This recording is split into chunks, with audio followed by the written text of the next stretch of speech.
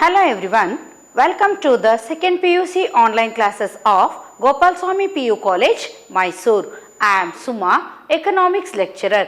In today's session of second PUC online learning, let us discuss about the topic of theory of consumer behavior, that is the chapter 2 of the microeconomics. So under that, let us discuss about the derivation of demand curves from the indifference curves and budget constraints.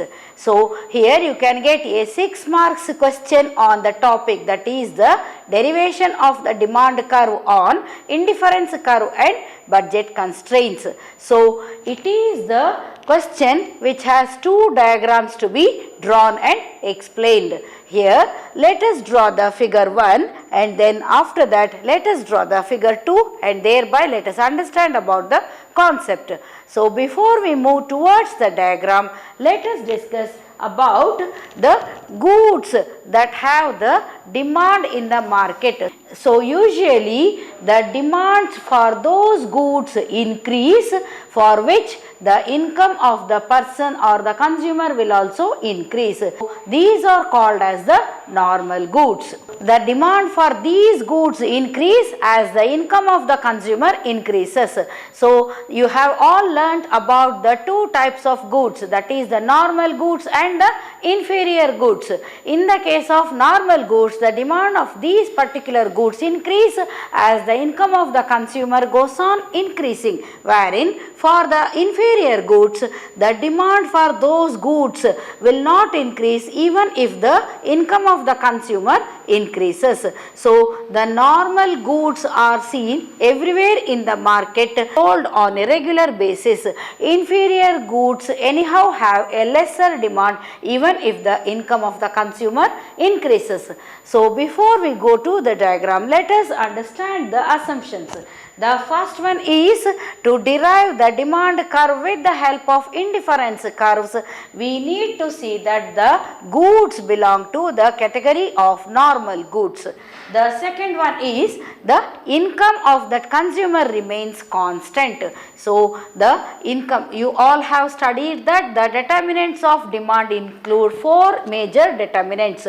The first one is the price of the goods, second one is price of the relative goods, third one is the income of the consumer, and the fourth determinant of demand is the taste and preferences of the consumer. Here the derivation of the demand with the help of the indifference curve should satisfy the first determinant, that is the price of the goods, and the third determinant, that is the income of the consumer. So the income that is available to the consumer at that particular time, the money available with him for disposal at particular point of time is calculated, and how his demand goes on varying will be studied through different indifference curves.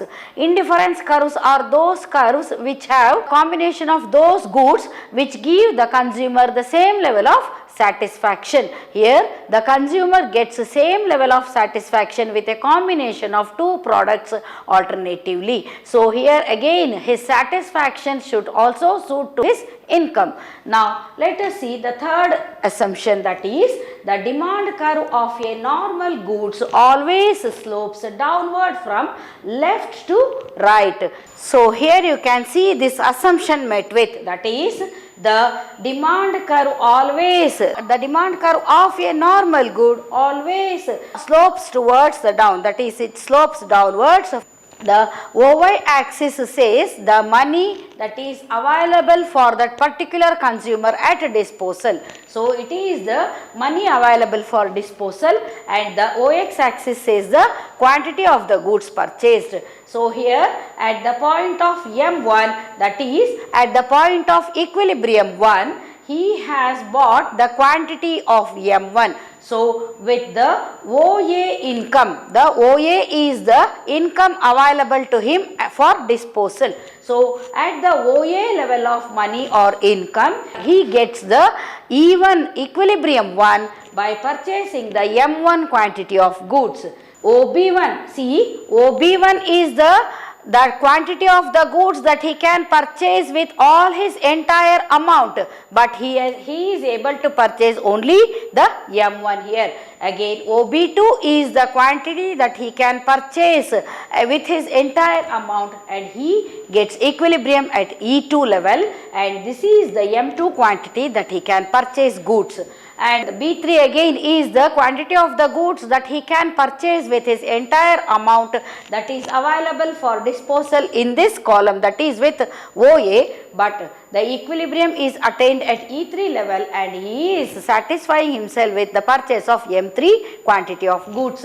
And the B4 is again the quantity of the goods that he can purchase with his entire amount that is available for disposal at the OA axis, that is at OA between OA, and he gets the equilibrium at E4 point, and he satisfies himself with buying the quantity of goods of M4. Here we measure the money that is available for the consumer at his disposal along the y axis, and the money he is having is only till the OA line. So here till OA he has money at his disposal, and with this money how much quantity of goods he can buy with the different prices. To derive the demand curve we need two informations, that is the price of the goods and the quantity of the goods. So here we have the price and goods, and the OA units of the money is available for the consumer at his disposal. So with the available money at the equilibrium point 1, he is able to buy B1, that is OB1 a quantity of goods, but he gets only OM1 quantity of the goods, and because he attains the equilibrium point 1 here. So with his available income he can purchase B1 quantity of goods with the entire amount he has, and for that he gets the equilibrium point at E1. So how to calculate the price? So we don't know what is the price. So here OA divided by OB1. OA is the money available for him at his disposal. OB1 is the quantity of the goods that he can purchase with his entire amount, and OA divided by OB1 is the price 4, that is the P4. We obtain P4, and at the P4 he can purchase the M1 quantity of goods. So with his available money he can buy OB1 quantity of goods, and the equilibrium is attained here at E1. At the same line we have drawn one more figure to explain it. So at P4 he is capable to buy the M1 quantity of the goods. So at the equilibrium 2, that is when the OA is divided by OB2, that is OA is the money available to him for his disposal, and OB2 is the quantity of the goods that he can buy with his entire amount, we obtain the P3. So P3 is the second price. So the next price, and at the P3 level he is able to buy the M2 quantity of goods, and at the P2 level, that is at the equilibrium point of E3, that is when OA, that is the money available to him for disposal, divided by the OB3, that is the quantity of the goods that he can buy with his entire amount is divided, then we obtain the P2. So at the P2 level of the price, that is at the price 2, he is able to buy the M2 quantity of the goods. At the P2 level of the price he is able to buy M3 quantity of the goods, and here the equilibrium is attained and it is marked as E3, and at the P1 level, that is when OA is divided by the OB4, that is the money available for him for disposal divided by the quantity of the goods, total quantity of the goods that he can purchase with his entire amount, we obtain P1. At the P1 level of price he is able to buy the M4 quantity of goods as he attains the equilibrium at E4. So here we have got the price consumption curve drawn here, and because it is a normal good, the demand curve slopes downwards. The demand curve slopes downwards from left to right. So here you can understand about the calculation of the different price levels for the money available to the consumer at his disposal with the quantities available for him in the market for purchase. So this is the derivation of the demand curve with the help of indifference curves. Indifference curves are the curves which have the combination of different products which gives you the same level of satisfaction. In this diagram you can see that is the first curve is the first indifference curve, the second curve is the second indifference curve, that is IC1, IC2, and the third one is the third indifference curve, that is IC3, and fourth curve is the fourth indifference curve, that is IC4. So here you can understand that there are the combination of two products. Since we have the four indifference curves, there are four different combination of the products. So these combinations should suit to the income that is available to the consumer for disposal, and based on the prices of those goods he prefers to buy the quantity that can be affordable by him for the purchases. So you all know the determinants of demand are three, that is the desire to buy and the capability to afford the cost and the willingness to buy. So if a consumer possesses the desire, the capability to afford the price of it and also the willingness to buy, then he goes with his available income to the market. You all know that in the case of the normal goods, the derivation of demand curve involves three assumptions, and the first one is the income of the person is constant. When the consumer enters the market, he searches for the combination of the goods that gives him same level of satisfaction, and these combination of goods are drawn in the form of indifference curves.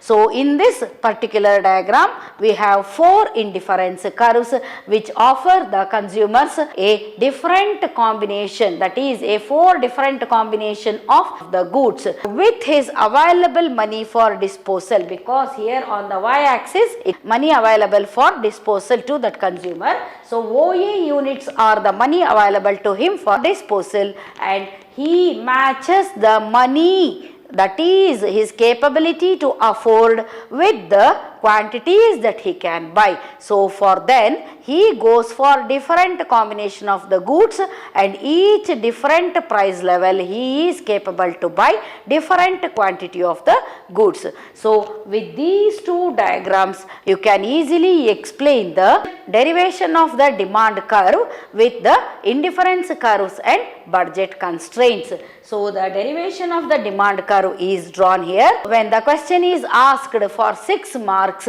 derive the demand curve with the help of indifference curves and budget constraints, then you have to draw these two diagrams and you should explain them with this schedule, that is you have to give an explanation about what is what. So this is the derivation of the demand curve with indifference curves and budget constraints. Now you have seen a negative slope of the demand curve, because it is a normal good, it is a negative slope. So the negative slope of the demand curve is caused by two effects, that is the first one is income effect and the second one is substitution effect. So here you know that the income available to him for disposal is just OA units, which is marked along the OY axis, but here we have that income effect constant. And now let us check about the substitution effect. So as the indifference curves are the combination, here we have the IC1, IC2, IC3 and IC4. So as the indifference curves offer him different combination of the products, here the substitution effect is operating. So when he has the substitution of goods for one another which can be available to him with his available income for disposal, then he goes for the combination of the goods and he goes on changing his preferences and choices.